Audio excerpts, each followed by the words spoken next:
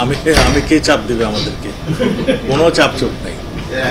আমরা সঠিক পদ্ধতিতে ইনকোয়ারি হচ্ছে এবং আমরা মনে করি ইনকোয়ারিটা হওয়ার পরেই আমরা সব কিছু বলবো, কার উদ্দেশ্য কী ছিল এগুলো সব আমরা করে জানাবো। ওই এমপি আনারের মেয়েটি আসছিল, তার বাপে হত হয়েছে, সেজন্যই তার একটা স্বাভাবিক তার বাবার হত্যার বিচার সে চাবে, এটি স্বাভাবিক।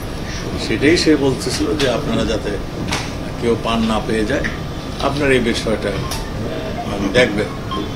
আমরা আপনার যেটাই আপনার তদন্তে আসে আমরা সেটাই বিশ্বাস করি, কিন্তু আপনারা তদন্ত মানে যেভাবে করছেন কেউ যাতে পান না পেয়ে যায় সেইটারে আমাদেরকে একটু রিকোয়েস্ট হয়ে গেছে, এর চেয়ে বেশি কিছু তার সাথে। সত্যিই কি মাননীয় মন্ত্রী মহোদয় কোনো ধরনের চাপ আছে যেটা উনি এটা আশঙ্কা করেছেন?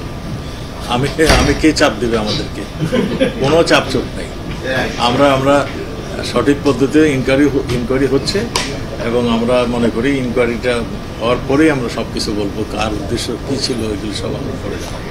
আর এখানে চাপ তো কোনো প্রশ্নই আসে না, কে চাপ দেবে কাকে? একটা খুন হয়েছে, একটা আমাদের মাননীয় সংসদ সদস্য, তার যারা খুন করেছেন তাদেরকে আমরা খুঁজে বের করার দায়িত্বটা আমাদের, আমরা তাই করি।